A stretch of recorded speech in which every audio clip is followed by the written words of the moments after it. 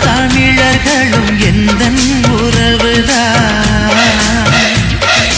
உங்கள் நலம் நினைக்கும் எந்தன் மனசுதான் பொன்னள்ளி தந்தாலும் அன்புக்கு ஈடேது அன்பான நண்பர்கள் இல்லாமல் நான் ஏது நான் இமயம் அளவு வளர்ந்தால் கூட நன்றியை மறப்பேனா